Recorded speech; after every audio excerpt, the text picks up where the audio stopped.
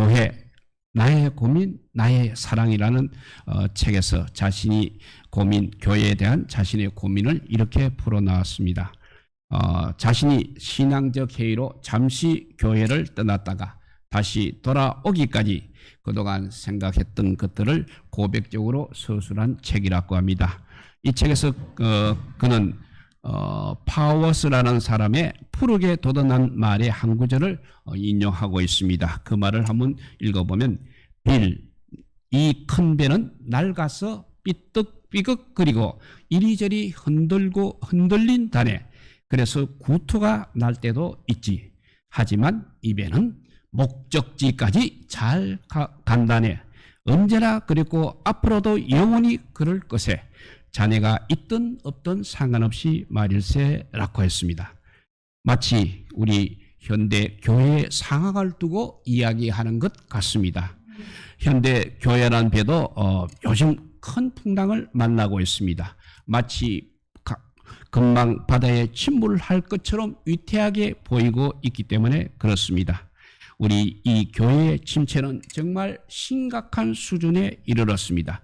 그러나 아무리 힘들고 어려운 상황이라 할지라도 우리 하나님께서 함께 하신다면 위기를 반드시 기회로 바꿀 수 있는 것입니다.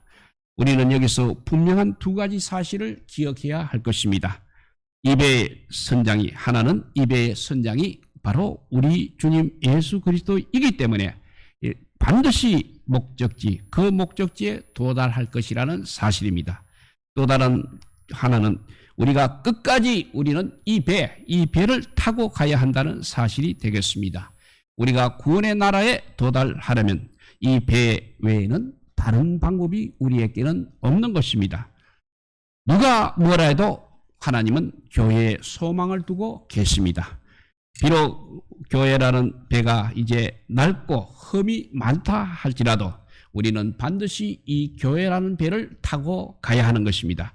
그리고 이 배를 타고 가려면 누군가의 수고가 반드시 필요한 것입니다. 배를 저어야 합니다. 또 낡은 부품을 갈아야 합니다. 또 고장난 것을 수리해야 하는 것입니다.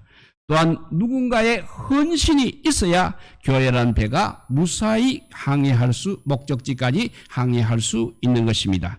특별히 우리는 이 항해를 위해서 오늘 본문에서 몇 가지를 배우고자 합니다. 첫째는 예수님께서 타신 배라 할지라도, 예수님께서 함께 타고 가시는 배라 할지라도 거친 풍랑을 만날 수 있다는 사실입니다. 우리 개인의 인생도, 우리 가정도, 우리 교회도, 우리 국가도 역시 거친 풍랑을 만날 때가 많은 것입니다. 그러나 우리 인간은 한편으로는 약합니다. 그렇지만 위기 앞에는 매우 강하다는 것입니다. 생존 능력이 우리 인간에게는 매우 강한 것입니다. 우리 하나님께서 주신 지혜와 능력으로 우리는 수많은 위기를 극복해 왔습니다. 오늘 본문에 바다 위에서 풍랑을 맞은 제자들이 이렇게 우왕좌왕하는 모습을 리얼하게 묘사하고 있습니다. 그런데 그 배에 예수님께서 타고 계셨다는 사실입니다.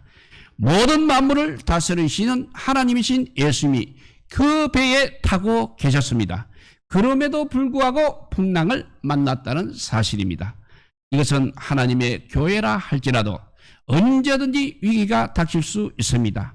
또 고난이 올 수 있다는 것을 우리에게 말씀해주고 있는 것입니다. 우리가 또 예수를 믿고 구원을 받으면 아무런 문제가 없는 것이 아니라는 것입니다. 예수님을 믿고 구원을 받았다고 해도 우리에게는 어려움이 오고 시련이 오는 것입니다. 그러나 우리가 세상 사람들과 다른 점은 문제를 대하는 태도입니다. 어려움을 대하는 태도입니다. 그것이 세상 사람들과 우리는 사뭇 다르다는 점입니다. 왜냐하면 우리에게는 그래도 신앙이 있기 때문인 것입니다. 우리는 어떠한 경우에도 임마누엘 하나님을 믿는 것입니다. 현실에 어려움이 온다 할지라도, 풍랑이 온다 할지라도 임마누엘 하나님은 여전히 우리와 함께 계십니다. 이 사실을 믿을 때 우리에게는 놀라운 일이 일어나는 것입니다. 이길 힘이 생기는 것입니다. 지혜도 생기는 것입니다. 정말 힘들고 어려운데도 내적 평안을 누릴 수 있다는 사실입니다. 더욱이 어려움을 오히려 축복의 기회로 볼 수 있다는 사실입니다. 이렇게 예수님께서 함께 타고 가는 배에도 풍랑이 거친 풍랑을 만날 수 있다는 것을 우리가 항상 생각해야 되겠습니다. 두 번째, 풍랑을 만났을 때 제자들의 모습이 곧 우리의 모습이라 할 수 있겠습니다. 우리는 오늘 본문에서 제자들의 모습을 보면서 우리는 두 가지를 보게 됩니다. 첫째는 연약한 모습입니다. 정말 무섭고 두려워하고 있습니다. 그래서 믿음 없음을 책망하고 예수님께서 믿음 없음을 책망하십니다. 무서운 질병 앞에서는 누구나 무너질 수밖에 없는 것입니다. 인간이 대단한 존재 같아 보여도 한편으로는 한없이 연약한 존재라는 것을 깨닫게 되는 것입니다. 이것이 바로 우리 인간의 한계성인 것입니다. 오늘 본문의 제자들 역시 예수님과 늘 함께 다니면서 신앙의 체험을 많이 했습니다. 믿음도 풍성했습니다. 그러나 한순간 이렇게 풍랑의 위기 앞에 무서워하는 것을 우리가 보게 됩니다. 우리는 이들의 모습이 바로 오늘의 우리의 모습이요, 우리 교회의 현실이라고 보는 것입니다. 그러므로 우리는 현실을 바로 직시해야 하는 것입니다. 무엇보다도 우리 개인의 신앙을 점검하고 해야 할 때라는 것입니다. 그리고 항상 우리는 기초 신앙으로 돌아가야 합니다. 신앙의 기본기를 다져야 할 때인 것입니다. 이제 급풍 신앙은 사정없이 빼야 하는 것입니다. 되지도 않는 사람이 된 것처럼 교만해서는 절대 안 되는 것입니다. 우리가 얼마나 연약한 죄인인가를 항상 깨달아야 하는 것입니다. 말씀의 구원 앞에 바로 서야 하는 것입니다. 그러면 내가 얼마나 죄악투성인가를 반드시 보게 될 것입니다. 그 죄를 안고 다윗처럼 통에 잡아가시기 바랍니다. 회개 없이는 은혜 또한 없는 것입니다. 항상 성령을 의지하시기 바랍니다. 놀라운 은혜가 우리에게 임할 것입니다. 성령님은 지금도 우리를 도우고 계십니다. 이렇게 제자들의 연약한 모습을 볼 때 우리는 두 번째는 하나님을 향해야 됩니다. 위급할 때일수록 부르짖어야 하는 것입니다.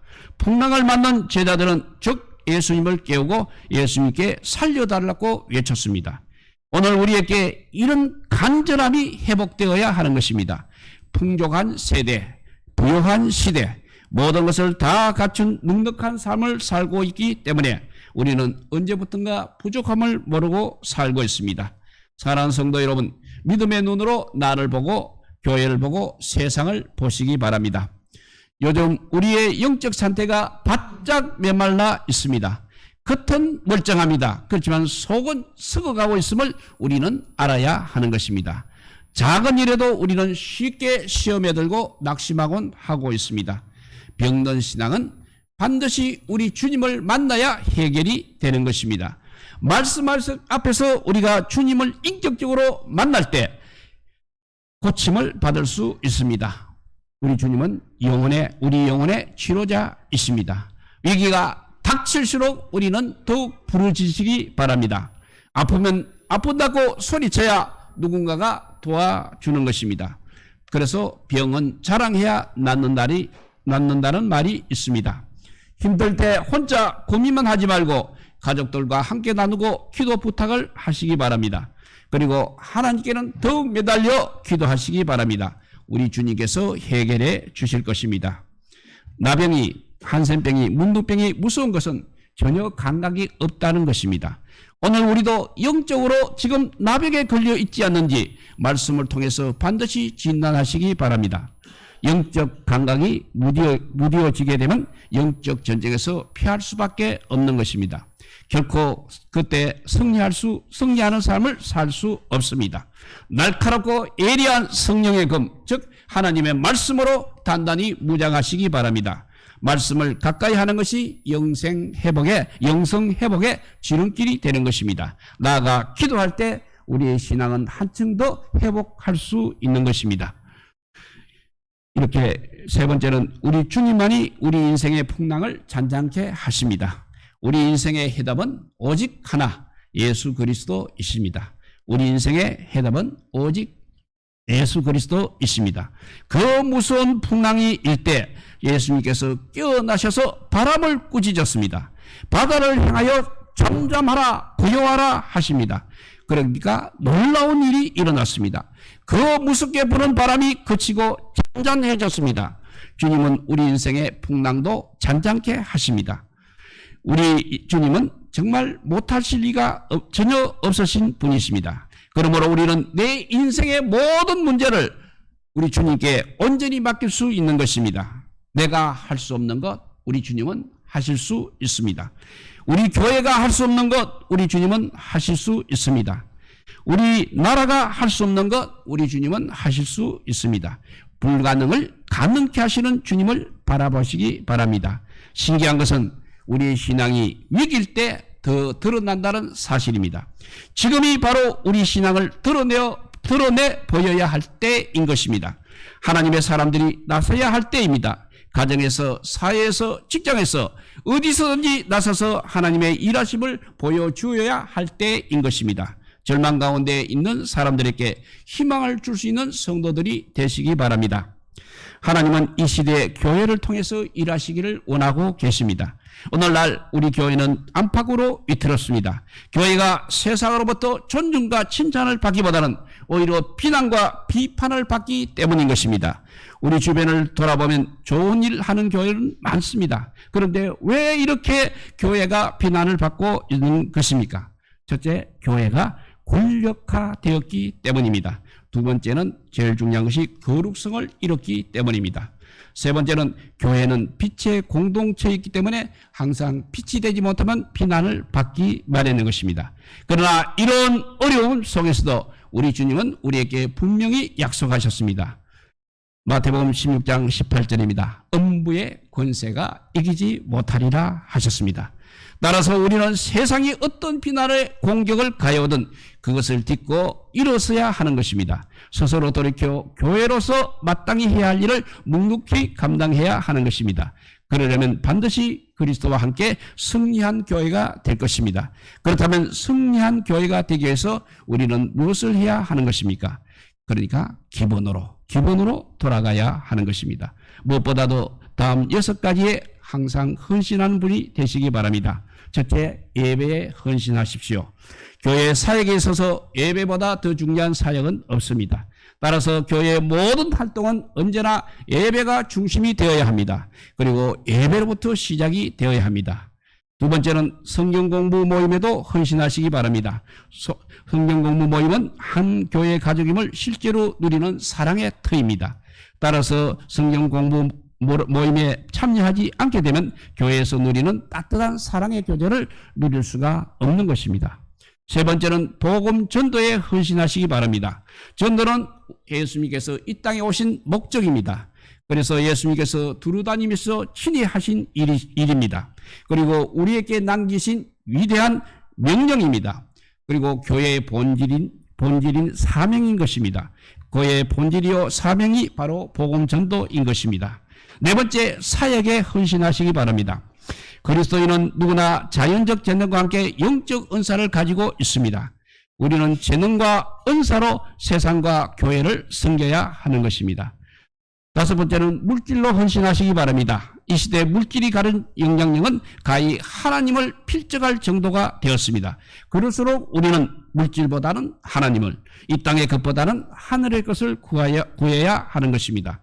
여섯 번째는 비전에 헌신하시기 바랍니다.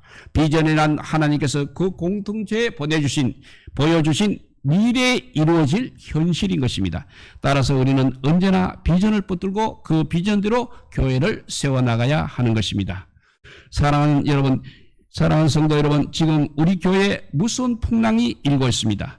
동성애법 통과라든지 이슬람 교도들이 몰려오고 있습니다. 이단들이 난무하고 있습니다. 우리는 현실을 이렇게 직시하고 이 시대를 분별할 수 있는 영성을 갖추어야 하는 것입니다. 하나님께서는 지금도 우리 교회를 주목하고 계십니다. 주님의 핏값으로 사신 바 교회가 회복되기를 간절히 기대하고 계십니다. 비록 낡고 삐걱거리는 배입니다. 그렇지만 교회란 배는 분명 그날 반드시 하늘나라 항구에 도착할 것입니다. 이 교회란 배의 선장이, 왜냐하면 이 교회란 배의 선장이 바로 우리 주님 예수 그리스도이시기 때문입니다. 그러나 그 항구에 도달하기까지 보다 안전한 항해를 하고 보다 많은 영혼을 구원하기 위해서는 누군가의 헌신이 필요한 것입니다. 교회는 절대 우연히 세워지지 않는 것입니다. 오늘 이 시대에 주님의 교회를 위하여 자신을 온전히 드릴 수 있는 성도들이 되시기 바랍니다. 아까 앞에 말한 대로 6가지 기본에 항상 헌신하십시오. 예배에 헌신하시고, 성령 공부 모임에도 헌신하시고, 복음 전도에도 헌신하시고, 주님이 맡기신 사역에도 헌신하시고, 물질로도 헌신하시고, 주님이 우리 교회에 주신 비전에도 헌신하시기 바랍니다. 그러면 놀라운 일들이 우리를 통해서 일어날 것입니다. 오래전 뉴욕에서 일어난 9.12 사건을 기억하실 것입니다. 당시 모두가 무너지는 건물 밖으로 나오고 있었습니다. 그런데 어찌된 일인지 그 건물 안으로 들어가는 사람들이 있었습니다. 바로 뉴욕시의 소방관들입니다. 결국 그 구조 중에 많은 소방관들이 목숨을 잃고 말았습니다. 후에 당시 소방대장은 그 사건을 해고하며 책을 한 권 저술했습니다. 그 제목이 바로 First In, Last Out. 그러니까 First니까 먼저 in 들어가고 Last 나중에 out 나오라는 말입니다. 바로 이것이 오늘 그리스도의 몸된 교회를 세우는 자의 태도여야 하는 것입니다. 세상에 어떤 비난과 공격을 해오더라도 우리는 First In, Last Out입니다. 뻔히 죽을 줄 알면서, 뻔히 고통받을 줄 알면서 세상에 들어가서 끝까지 생명을 살려내어야 하는 것입니다. 이것이 바로 우리 교회의 사명입니다. 이런 마음을 가진 교회는 결코 망할 수 없는 것입니다. 하나님께서는 이런 사람들이 많은 교회를 찾으십니다. 오늘 우리 교회가 이런 교회가 되시기를 소망합니다. 우리 모두 교회에 헌신해서 마지막 종착지인 하늘나라에 우리 모두 다 도착할 수 있는 믿음의 사람들이 되시기를 우리 주님의 이름으로 축복드립니다. 기도하겠습니다. 사랑의 하나님 감사합니다. 오늘도 어려운 상황 속에서도 그래도 아버지요 주님의 날 주의 전에 올라서 예배하는 저희들 되게 하여 주시니 감사하고 감사옵나이다. 사랑의 하나님, 이 배가, 우리 교회가 아버지요 주님이 타신 배라는 것을 늘 기억하게 하여 주시고, 주님과 함께하면 이 세상에 어떤 어려움도 어떤 고난도 다 이겨낼 수 있다는 것을 아버지요 그 믿음을 가지고 끝까지 하늘나라 항구에 도착할 때까지 우리를 지켜주시기를 간절히 비우며, 그 믿음이 쇠하지 아니하고 날마다 흥해지는 믿음이 되게 하여 주시고, 많은 생명을 아버지요 구해서 아버지요 가는 믿음의 아버지요 생명의 배가 되게 하여 주시기를 간절히 빌고 원하올 때 우리 구주 예수 그리스도 이름으로 기도드리옵나이다. 아멘. 예, 우리 찬송